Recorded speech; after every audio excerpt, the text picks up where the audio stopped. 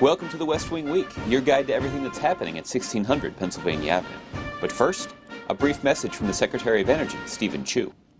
Joining the discussion on my Facebook page is no substitute for a PhD in physics. However, it's a lot faster, cheaper. So, go to facebook.com/Stephen Chu. This week, April 23rd to the 29th, or Doing the Math.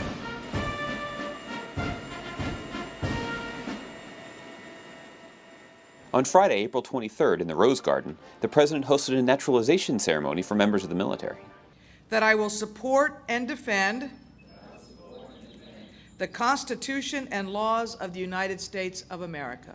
These 24 young men and women earned American citizenship by serving in the armed forces. It is a great honor to serve as your Commander-in-Chief, and it is my greatest pleasure to be among the first to greet you as a fellow American.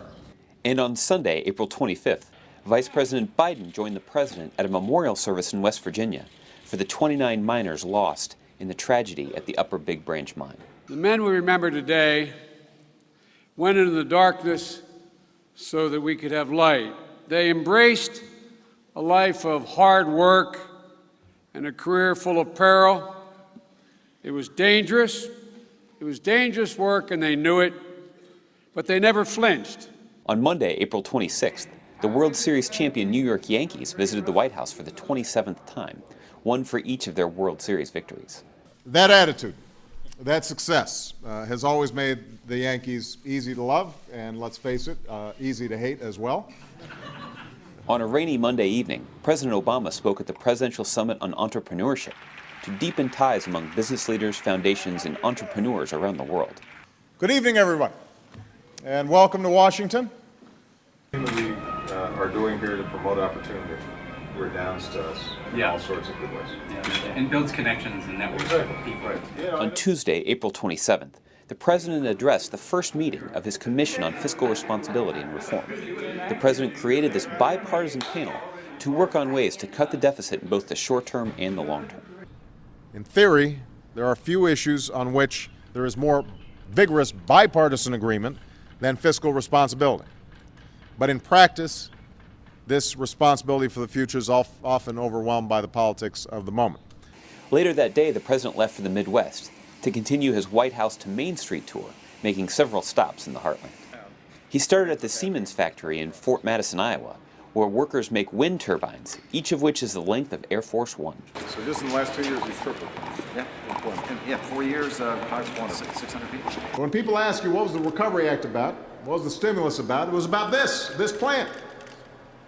The President was so impressed by the Siemens plant, he was still talking about it over some rhubarb pie at Jerry's Family Restaurant. 2 years ago, they only had 200 people there.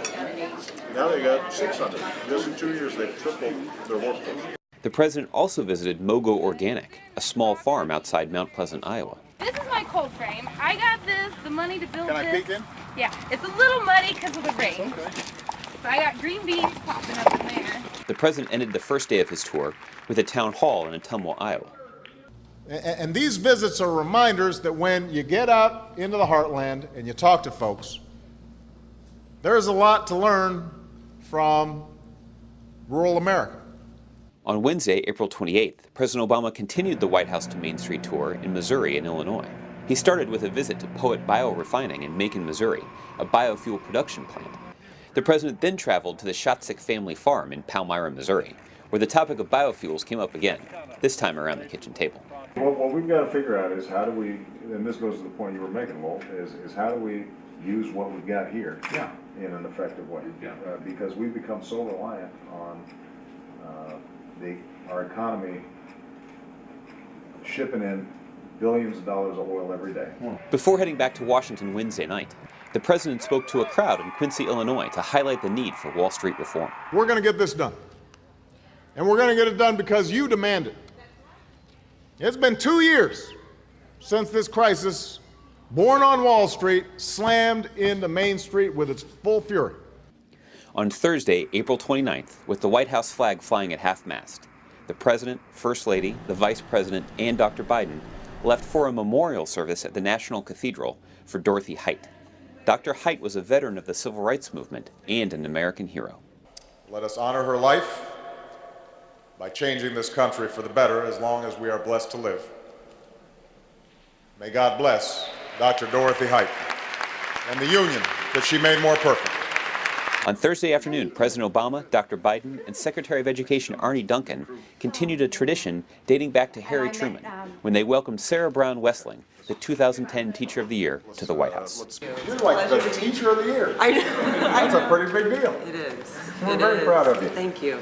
And we do this because you're the key to our success in the global economy, preparing our kids to compete at a time when a nation's most valuable currency is the knowledge and skills of its people. To find out more information on any of these topics or to see complete videos of these events, go to whitehouse.gov. And thanks again for checking out your West Wing Week.